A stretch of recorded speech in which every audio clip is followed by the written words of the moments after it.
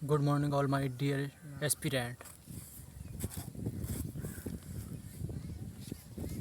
आज हम सब मिलकर केमिकल बॉन्ड के बारे में अध्ययन करेंगे।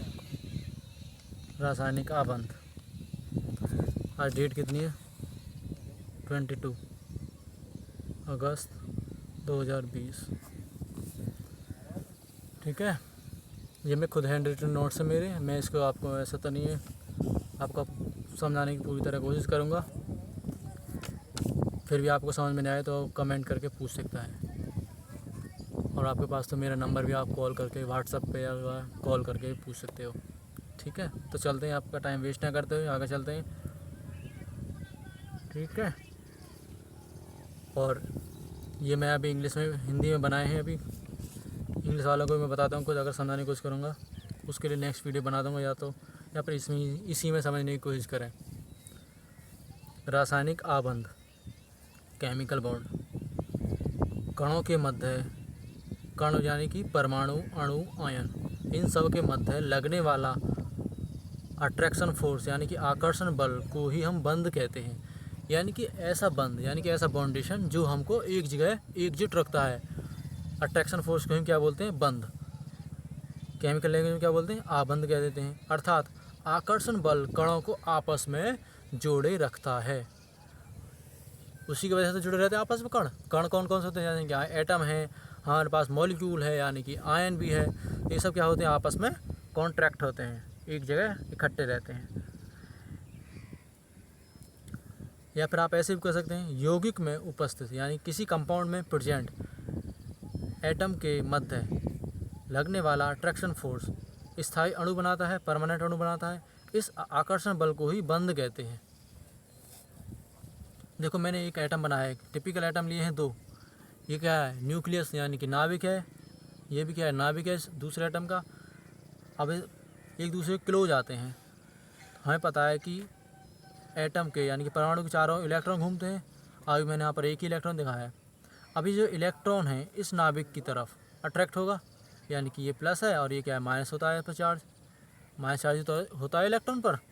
अब इलेक्ट्रॉन माइनस है, ये प्लस है, तो ये दोनों आपस में क्या होंगे? अट्रैक्ट, आकर्षित होंगे। आपको एक बात हमेशा याद रखनी है कि लाइक चार्ज रिपल्सन और अनलाइक चार्ज क्या होते हैं? अट्रैक्शन। यानी कि अनलाइक मतलब difference, minus plus attraction, plus minus भी अट्रैक्शन। अगर माइनस माइनस आ गया तो भी रिपल्सन, अगर प्लस प्लस आ गया तो भी रिपल्सन। ये क्या होते हैं? हमारे लाइक चार्ज। और ये क्या होते हैं? Unlike charge. अगर अनलाइक चार्ज आएगा तो वो क्या होगा? अट्रैक्शन। ठीक है ना? ये एक नेचर का नियम होता है। अनलाइक चार्ज होता है अट्रैक्शन और लाइक चार्ज रिपल्शन। मैंने repulsion co dot dot line से दिखाया है और अट्रैक्शन दिखाया है डार्क लाइन से। ये प्लस इसको अट्रैक्ट करेगा, ये वाला नाभिक जो इसको अट्रैक्ट करेगा। नाभिक में होता क्या है एक्चुअली? प्रोटॉन भरे होते हैं। प्रोटॉन पर कैसा चार्ज होता है? पॉजिटिव। ठीक है, उसमें न्यूट्रॉन भी होता है, लेकिन न्यूट्रॉन क्या होता है? उदासीन होता है ना, तो इसीलिए प्रोटॉन क्या करता है? इलेक्ट्रॉन को अट्रैक्ट करता है। ये वाली विधि चलती है इसमें अट्रैक्शन। और आपको एक बात और बता दूँ, ये एक दूसरे के ज़्यादा क्लोज भी नहीं आते हैं। ये आगे पढ़ेंगे, अभी रुको, अभी धैर्य रखो, पेशेंस रखो कि आगे चलेंगे। आकर्षण बल लगने से बंध निर्माण होता है, अतः ऊर्जा का उत्सर्जन होगा।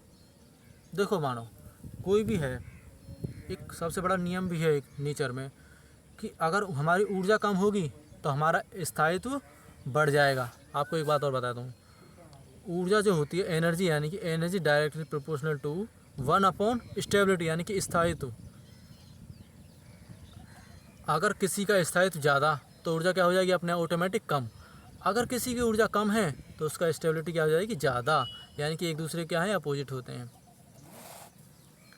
ऊष्माक्षेपी डेल्टा एच इजकल टू, ऊष्माक्षेपी मतलब ऊर्जा का उत्सर्जन होगा। डेल्टा एच क्या है? यहाँ पर एंथैल्पी को प्रेजेंट करता है, यानी कि हीट क्या होगी? नेगेटिव। इसमें ऊष्माक्षेपी में होता क्या है? देखो, ऊष्माक्षेपी नेगेटिव कैसे होती है? मान लो हमारी इनिशियल में क्या है? उसने अमाउंट हीट क्या है? फाइनल अमाउंट हीट क्या थी हमारी? हीट रिलीज में हुई, उसमें हमें ऊष्मा मिली। इनिशियल में क्या थी? उसमें हीट क्या थी? कम थी। तो फाइनल माइनस इनिशियल क्या हो गया हमारा? पॉजिटिव। लेकिन इसमें क्या करते हैं? तो डेल्टा एच क्या होती है? नेगेटिव होती है। आगे चलेंगे, ठीक है, इलेक्ट्रोकेमिस्ट्री में पढ़ते हैं या फिर एनर्जेटिक्स ऊष्मागतिकी में पढ़ते हैं। आपको फिलहाल इतना पता होना चाहिए कि फॉर्मेशन बॉन्ड यानी कि बंध निर्माण होते समय ऊर्जा का उत्सर्जन होता है। ठीक है। अब एक क्वेश्चन हमारे मन में उठता है, व्हाई टू फॉर्म बॉन्ड, यानी कि बंध का निर्माण होता क्यों है। आखिर बंध का निर्माण होता क्यों है? इसके दो कारण हैं। It have two reasons. पहला रीज़न है इसका ऊर्जा को कम करने के लिए या फिर स्थायित्व को बढ़ाने के लिए। मैंने अभी बताया था ऊर्जा एक दूसरे क्या होते हैं, ऊर्जा और स्थायित्व एक दूसरे के अपोजिट होते हैं। अगर ऊर्जा बढ़ेगी तो स्थायित्व घट जाएगा ऑटोमेटिक। यहाँ पर ऊर्जा किससे बढ़ती है, यानी कि इलेक्ट्रॉन जिसके पास ज़्यादा उसकी एनर्जी ज़्यादा। आपको ध्यान रखना है, छोटा सा नियम है। यहाँ पर इलेक्ट्रॉन क्या मानते हैं, पैसा, मनी। आप मनी एज्यूम कर सकते हैं पूरी केमिस्ट्री में। इलेक्ट्रॉन पैसा चलता है यहाँ पर। जिसके पास इलेक्ट्रॉन वो धनी, वो मोर एनर्जेटिक, वो उथल पुथल करेगा, वो एक जगह शांत नहीं बैठेगा। देखो मैंने एक डायग्राम सा बनाया है, पर अगर आपको समझ में आए तो समझने की कोशिश मैं तो पूरी तरह करूँगा। फिर भी कोई दिक्कत हो तो वो पूछ सकता है। शून्य है यहाँ पर, जीरो। ऊपर क्या है, पॉजिटिव। ये हमारी चिन्ह कन्वेंशन होता है, यानी कि साइन कन्वेंशन यूज़ करते हैं। ऊपर पॉजिटिव, नीचे नेगेटिव। पी यानी कि पोटेंशियल एनर्जी, यानी कि स्थायित्व ऊर्जा, स्थिति ऊर्जा भी बोल सकते हैं इसको। देखो यहाँ पर क्या है, एक एटम था, यानी कि कोई भी हो इनिशियल में, इसकी एनर्जी क्या थी, जीरो। ठीक है, पॉजिटिव की तरफ है। अब यहाँ से देखो ये बॉन्ड है, ये ज़्यादा क्लोज चले गए। यहाँ पर क्या है कि मैंने अभी बताया था, अभी मैं बताऊँगा कि अंतर्नाभिकीय दूरी ये अप्रॉक्स 10⁻⁹ मीटर तक होती है। ये आपको पता होना चाहिए कि इससे ज़्यादा क्लोज नहीं जा सकते, क्योंकि इस रेंज पर नाभिक एक दूसरे से प्रतिकर्षण करने लग जाते हैं। मैंने भी बताया था ना, लाइक चार्ज रिपल्सन और अनलाइक चार्ज अट्रैक्शन, बताया था ना। तो सेम इसी की तरह वो एक दूसरे के क्लोज जाते हैं तो रिपल्सन होने लग जाता है। इलेक्ट्रॉन इलेक्ट्रॉन रिपल्सन करता है, नाभिक नाभिक से रिपल्सन करता है। ठीक है, कहते हैं कि अनीति ज़्यादा अच्छी नहीं होती, एक दूसरे के पास ज़्यादा नहीं जाते हैं। तो इसकी रेंज कितनी है, 10⁻⁹ मीटर तक। ठीक है, नेगेटिव आगे इसकी एनर्जी। तो ये क्या होगा, थोड़ा बहुत दूर होंगे। यहाँ पर मैंने देखा है अट्रैक्शन फोर्स, यानी कि आकर्षण बल ज़्यादा है किससे, रिपल्सन फोर्स से ज़्यादा। तभी तो एक दूसरे दूर दूर है। यहाँ पर क्या था, रिपल्सन ज़्यादा हो गया था, अट्रैक्शन कम हो गया था, इसीलिए दूर हटेंगे। ठीक है, ऐसे दूर भागेंगे ऐसे। अब देखो यहाँ पर एक जगह है क्या, अट्रैक्शन फोर्स ज़्यादा, रिपल्सन फोर्स कम, यानी कि प्रतिकर्षण बल कम है, आकर्षण बल ज़्यादा है। ठीक है, अगर आपको कुछ समझ में आया हो तो ये क्या हमारी बॉन्ड एनर्जी क्या है, ये बॉन्ड एनर्जी को शो करता है। ये वाला जो ग्राफ है यहाँ से यहाँ तक बॉन्ड एनर्जी को शो करता है। आकर्षण बल लगने से परमाणु एक दूसरे के समीप आते हैं, लेकिन एक निश्चित अंतर्नाभिकीय दूरी, मैंने अभी बताया कितनी होती है, वो कमेंट करके बताइए कोई बच्चा हो तो, पता हो तो। पर आकर्षण बल प्रतिकर्षण बल के बराबर होता है। इस दूरी पर ऊर्जा का न्यूनतम मान होता है। ठीक है, ये जो डिस्टेंस बताई थी 10⁻⁹ मीटर, इस पर जो एनर्जी होती है उसका मान न्यूनतम होता है। देखो नेगेटिव आ रहा है यहाँ पर साइन, न्यूनतम होता है, यानी कि minimum energy at it intermolecular distance, hence bond form. इस बंद ऊर्जा में उत्सर्जित ऊर्जा को बंद ऊर्जा कहते हैं। इस बंद निर्माण में उत्सर्जित ऊर्जा को बंद ऊर्जा कहते हैं। मान लो कहीं अट्रैक्शन हुआ, किसी परमाणु के बीच में अट्रैक्शन हुआ, वो क्या करते हैं, कुछ एनर्जी रिलीज करते हैं और बॉन्ड बना लेते हैं। वो जो हमारी एनर्जी रिलीज होती है उसको क्या नाम देते हैं हम, बॉन्ड एनर्जी, यानी कि बंद ऊर्जा कहते हैं। अक्रिय गैस विन्यास प्राप्त करने के लिए मैंने क्या बताया, दो रीजन बताए थे। आखिरकार बॉन्ड बनते क्यों हैं, पहला क्या बताया था, ऊर्जा को कम करने के लिए या फिर स्थायित्व को बढ़ाने के लिए। दूसरा क्या है, अक्रिय गैस विन्यास प्राप्त करने के लिए। ठीक है, इसको ऐसे बोल सकते हैं आप, 4 अटेन इनर्ट गैस कॉन्फ़िगरेशन, यानी कि इनर्ट गैस क्या होती है, उनको कोई मतलब नहीं होता, वो फुल सेटिस्फाई होती है, वो एक दूसरे से रिएक्ट करती ही नहीं है, क्योंकि उनका अष्टक पूर्ण होता है। ठीक है, अक्रिय गैस को आपको पता होगा, पीरियोडिक टेबल में आवर्त सारणी किस ग्रुप में आते हैं, 0 ग्रुप में आते हैं, यानी कि 18 ग्रुप बोलते हैं इनको, 0 ग्रुप या 18 ग्रुप। हेमा नीलम और कटरीना जीरानी, पता होगा ना, वो तो जानते होगे। बाहरी कोश में 8 इलेक्ट्रॉन प्राप्त करने के लिए निम्न प्रकार की प्रक्रिया होती है, यानी कि टू अटेन ऑक्टेट कंप्लीट। ठीक है, बाहरी कोश यानी कि एक्सटर्नल जो हमारा होता है सेल, उसमें 8 इलेक्ट्रॉन प्राप्त करने के लिए निम्न प्रकार की प्रक्रियाएं होती हैं। इसमें बहुत सारी प्रक्रियाएं, इलेक्ट्रॉन को त्याग करना। मान लो किसी के पास 7 इलेक्ट्रॉन है, अगर उसको ऐसा तो नहीं वो 7 इलेक्ट्रॉन रिमूव करे, उसको 1 इलेक्ट्रॉन आकर्षित करना आसान होता है। ठीक है, मान के चलो ऐसी इलेक्ट्रॉन एक्सेप्ट करना, किसी के पास 1 है, वो ऐसा तो नहीं 7 को अट्रैक्ट करेगा, वो ऐसा करेगा 1 को रिमूव कर दे जल्दी से। सोडियम है, सोडियम का इलेक्ट्रॉन विन्यास कितना होता है 11 है इलेक्ट्रॉन नंबर, तो 2 8 1, इसने 1 इलेक्ट्रॉन रिमूव कर दिया। Na+ इलेक्ट्रॉन रिमूव, इसका इलेक्ट्रॉन कन्फिगर कितना हो 2 और 8। आउटर मोस्ट शेल में कितना आ गया इलेक्ट्रॉन 8 इलेक्ट्रॉन है ना यहाँ पर। ऐसे मैग्नीशियम में देखो, मैग्नीशियम के पास कितने इलेक्ट्रॉन होते हैं, उसका एटॉमिक नंबर कितना होता है 12 है, तो 2 8 10 यानी कि 2 8 2। इसका आउटर मोस्ट शेल में कितने इलेक्ट्रॉन 2, तो 2 आसानी से रिमूव कर देता है। Mg2 + 2 electron remove. आए यहाँ तक समझ में? आगे चलते हैं। ये तो रही इलेक्ट्रॉन त्याग करने के बाद। अब आते हैं इलेक्ट्रॉन ग्रहण करना। एग्जाम्पल के लिए समझा रखा है क्लोरीन। क्लोरीन का एटॉमिक नंबर होता है 17। ठीक है, और उससे नेक्स्ट होती है हमारी 18 पर क्या होती है, आर्गन होता है। आर्गन का इलेक्ट्रॉनिक कन्फिगरेशन प्राप्त करने के लिए क्या करता है, 1 इलेक्ट्रॉन लेता है और अक्रिय गैस विन्यास प्राप्त कर लेता है Cl-। 0 हो गया गिब्स O2-। ठीक है, अब आते हैं तीसरे इलेक्ट्रॉन की समान साझेदारी। ये समान जो साझेदारी होती है, एक बात याद रखना, ये सेम स्पीसीज के साथ ही होती है, इसके साथ सेम। और सहसंयोजक बॉन्ड बनते हैं, अगर सेम स्पीसीज है तो उनके बीच हमेशा सहसंयोजक बॉन्ड बनता है। आपको कहीं भी H2 Cl2 O2 N2 ये कहीं भी कुछ भी दिखाई दे सेम स्पीसीज, तो उन दोनों के बीच हमेशा सहसंयोजक बंध बनता है। ये बात याद रख लो बिल्कुल। सेम स्पीसीज के परमाणु के मध्य हमेशा सहसंयोजक बंध बनता है।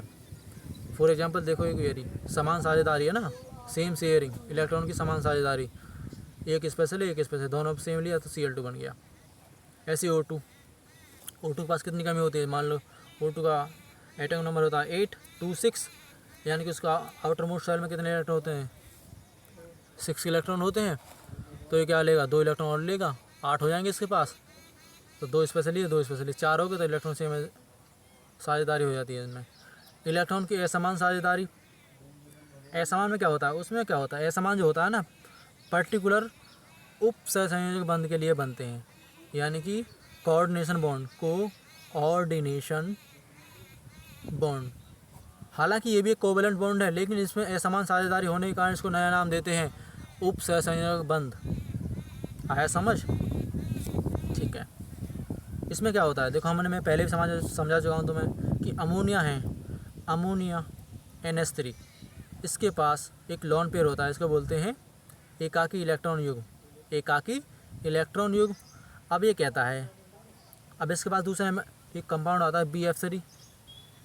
बी क्या है, बोरॉन। इसके पास कुछ भी नहीं होता, इसके पास एक खाली कमरा होता है, यानी कि एक सेल खाली पड़ी होती है, एक कक्षक इसके पास खाली रहता है।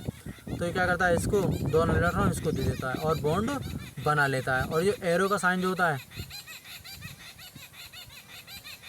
डोनर से एक्सेप्टर की तरफ होता है। ठीक है, इतना ध्यान रखना है, यानी कि दाता से ग्राही की तरफ इसका मुंह होता है एरो का, यानी कि जिसने दिए और जिसने लिए उसकी तरफ उसका मुंह कर देते हैं। उप सहसंयोजक बंध में 2 चीज़ होती हैं, एक तो होता है दाता और एक होता है ग्राही। इसीलिए इसमें क्या होता है असमान साझेदारी, एक ने लिया और एक ने दिए। इसमें क्या था, समान साझेदारी, दोनों ने क्या किया, जैसे Cl है, ये भी Cl है, इसने 1 लिया, इसके हो गया 8 इलेक्ट्रॉन, इस पर से लिया था। ऐसे इसके पास कितने थे 7 और एक इस पर से लिए, तो एक क्या हो गया, साझेदारी हो गई ना एक की दोनों के पास, सेम करते हैं। लेकिन इसमें क्या था, इसके पास 2 इलेक्ट्रॉन, तो इसने इसको दे दिए। आया समझ? चलो आगे चलते हैं। अब आता है टाइप्स ऑफ बॉन्ड, यानी कि आबंध के प्रकार। मैं कई बार समझा चुका हूँ, ऑनलाइन क्लास भी ली थी मैंने, गूगल मीट पर लिया था, जूम पर भी लिया था। अब मैं आगे आपको अगर समझ में नहीं आ रहा कॉपी पर तो मैं वाइट बोर्ड पर भी बता दूंगा, कोई किसी दिन क्लास होगी तो बताया, अगर कमेंट करके दिक्कत हो रही हो तो बताना। स्ट्रॉन्ग बॉन्ड है ये। टाइप्स ऑफ बॉन्ड हम पता है, दो तरह के बॉन्ड होते हैं, एक होता है मजबूत आबंध और एक होता है कमज़ोर बंध। स्ट्रॉन्ग बॉन्ड जो बनते हैं एक ही अणु में बनते हैं, पर्टिकुलर किसके बनते हैं, एक ही अणु में, यानी कि इंट्रामोलिकुलर। और ये क्या अणुओं के मध्य, यह क्या इंटरमोलिकुलर, दो या दो से अधिक अणुओं के मध्य वीक बॉन्ड बनते हैं। ये देख छोटी सी एक रेफरेंस लिया है मैंने। अभी आगे चलते हैं। एक है स्ट्रॉन्ग बॉन्ड में कौन कौन आते हैं। पहला क्या है हमारा आयनिक बॉन्ड, इसको लिख भी सकते हैं अगर कॉपी पेन लेकर बैठे हैं, लिखें लें इसको जिसके समझ में आए। आयनिक यानी कि धनायन, धनायन मतलब कैटायन प्लस एनायन। कैटायन क्या रिप्रेजेंट करता है, धातु को, मेटल। मेटल हमेशा क्या बनाती हैं, कैटायन बनाती हैं। और अधातु जो होते हैं नॉन मेटल, वो क्या बनाती हैं, एनायन, ऋणायन बनाती हैं। और ये नॉन डायरेक्शनल होता है बॉन्ड। ये कैसे होते हैं, नॉन डायरेक्शनल। मैंने इसी टेबल में काफ़ी चीज़ समझाने की कोशिश की है, फिर भी कोई दिक्कत हो तो वो कमेंट करके पूछ सकता है। ये कहते हैं आयनिक बॉन्ड जो बनते हैं, आयनिक बॉन्ड का दूसरा नाम क्या होता है, इलेक्ट्रोवैलेंट बॉन्ड भी कहते हैं इसको। ये कैसे होते हैं, इनका नेचर कैसा होता है, नॉन डायरेक्शनल। इनकी कोई डायरेक्शन नहीं होती पर्टिकुलर। ये ऐसा नहीं है कि इधर से आए और इधर से अट्रैक्ट हुआ है, ऐसा नहीं है। ये इधर से बन सकता है, ये इधर से बन सकता है, जेड एक्सिस पर बन सकता है, वाई एक्सिस पर बन सकता है। तो ये इसीलिए क्या होते हैं, नॉन डायरेक्शनल, यानी कि अदिशात्मक होते हैं। अब आगे चलते हैं। दूसरा क्या होता है हमारा, स्ट्रॉन्ग बॉन्ड में आता है ये भी कोवैलेंट बॉन्ड। अभी हमने पीछे चर्चा की थी इसके बारे में। कोवैलेंट बॉन्ड क्या होता है, सह संयोजक बंध। ये किन के मध्य बनते हैं, अधातु और अधातु के मध्य। अधातु यानी कि नॉन मेटल और नॉन मेटल के मध्य बनते हैं। इनका एक पर्टिकुलर नेचर होता है। ये कैसे होते हैं, डायरेक्शनल होते हैं, ठीक है। ये पर्टिकुलर डायरेक्शन में बनते हैं, याद रखना है आपको। यानी कि ये एक ही एक्सेस बनते हैं, मान लो ऐसे बने तो एक्सेस पे ऐसे बन गए। इनके एक्सेस एक पर्टिकुलर होना चाहिए, इसीलिए इनको क्या बोलते हैं, डायरेक्शनल। तीसरा आता है coordination bond. This one type is a covalent bond, लेकिन इसमें असमान साझेदारी के कारण इसका दूसरा नाम क्या देते हैं, कोऑर्डिनेशन बॉन्ड, उप सह संयोजक बंध। ये भी किनके मध्य बनते हैं, अधातु और अधातु के मध्य बनते हैं। ये कैसे होते हैं, दिशात्मक। ये भी कैसे होते हैं, directional, directional. Next is metallic bond. ये क्या है, मेटालिक, धात्विक बंध। धातु धातु के मध्य बनने, इनका नाम से पता चल रहा है, धातु और धातु के मध्य। ये कैसे होते हैं, अदिशात्मक। इनको भी आगे खूब डिटेल में पढ़ेंगे। ये भी कैसे होते हैं, अदिशात्मक, यानी कि नॉन डायरेक्शनल होते हैं ये भी। अब देखते हैं वीक बॉन्ड। आखिरकार वीक बॉन्ड कौन कौन से, कमज़ोर बंध हमारी परमाणु के मध्य कौन कौन से बनते हैं। हाइड्रोजन बॉन्ड का नाम आपने सुना ही होगा। ये इतने कमज़ोर बंध होते हैं, ये फ़ोन पर ही बन जाते हैं। यानी कि एक फ़ोन मिलाओ तुरंत बन जाते हैं। आप ऐसा नहीं कि तुरंत मोबाइल लेकर उठा लो कि फ़ोन मिलाने लग जाओ। फ़ोन का मतलब होता है फ्लोरीन, ऑक्सीजन और नाइट्रोजन। फ्लोरीन, ऑक्सीजन और नाइट्रोजन लिख लेना आप। आलस से बिल्कुल मत करना, अपना पेन पेपर उठाओ और तुरंत लिख लो। ऐसी चीज़ें देखने को कभी कभी मिलती हैं, फ़ोन से बन जाते हैं ये। यानी कि फ्लोरीन, ऑक्सीजन और मेरा कहने का मतलब ये है, जहाँ भी आपको मोर इलेक्ट्रॉन नेगेटिव यानी कि मोर अधिक विद्युत ऋणी तत्व या परमाणु दिखाई दे, जैसे कि फ्लोरीन, ऑक्सीजन और नाइट्रोजन, तो यहाँ पर इन जनरली हाइड्रोजन बंध बन जाता है। नेक्स्ट कौन सा है, वांडरवाल फोर्स। वांडरवाल्स अट्रैक्शन फोर्स मैंने शॉर्ट में लिख दिया है, यानी कि वांडरवाल आकर्षण बल। ये इन जनरली इन इनर्ट गैसों के परमाणु को बांधे रखता है। ये इतने कमज़ोर होते हैं। आपने अक्रिय गैस का नाम सुना होगा, जैसे नियोन, आर्गन, क्रिप्टॉन, जीनोन। ये सब कैसे, इनके एटम भी तो होते हैं, ये भी तो जुड़े होते हैं आपस में। तो उन सब को जोड़ने के लिए क्या यूज़ करते हैं, वांडरवाल फोर्स। आगे अभी बहुत सारे बाल पढ़ेंगे हम, चैप्टर में बने रहे, जुड़े रहें आगे तक। अभी टाइम बहुत हो गया, 20 मिनट हो गए। चलो और थोड़ा सा पढ़ लेते हैं, आयनिक बॉन्ड के बारे में पढ़ लेते हैं। आयनिक बॉन्ड में और क्या क्या होता है, आप हेड डालिए आयनिक बॉन्ड, यानी कि आयनिक बंध। अभी मैं बता चुका हूँ पहले कि धातु तथा अधातु। धातु यानी कि प्लस, प्लस क्या है होता है, धनायन यानी कि कैटायन, तथा अधातु ऋणायन के मध्य लगने वाला प्रबल यानी कि स्ट्रॉन्ग अट्रैक्शन फोर्स आयनिक बंध कहलाता है। Cation plus anion equal to आयनिक बंध। आप इसको अपनी ओन लैंग्वेज में लिख सकते हैं कि धातु तथा अधातु के मध्य लगने वाला प्रबल आकर्षण बल आयनिक बंध कहलाता है, ठीक है। या फिर ऐसे भी लिख सकते हो आप, ऋणायन वो धनायन तथा ऋणायन के मध्य लगने वाला प्रबल आकर्षण बल आयनिक बंध कहलाता है।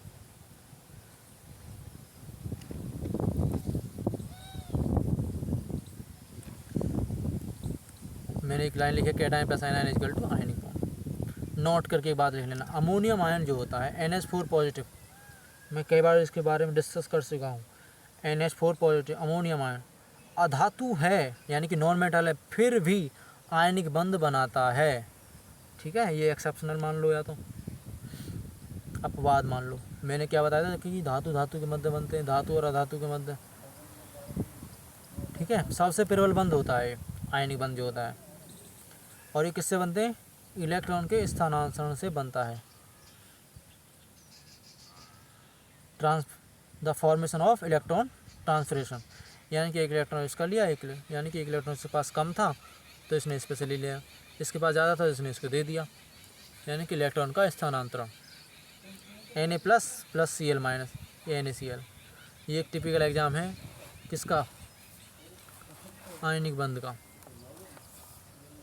एक छोटा सा नोट और भी अगर आपको याद रखो तो रख लेना। वैसे लिथियम है, मैग्नीशियम है और एल्यूमिनियम, ये तीनों जो एलिमेंट हैं, इनके जो कार्बाइड हैं, यानी कि अगर ये C के साथ जुड़े हुए हैं तो भी आयनिक बॉन्ड होगा। अगर ऑक्साइड यानी कि ऑक्सीजन के साथ जुड़े हुए हैं तो भी आयनिक होगा। अगर फ्लोराइड फ्लोराइड के साथ जुड़े हुए हैं तो ये भी क्या होगा?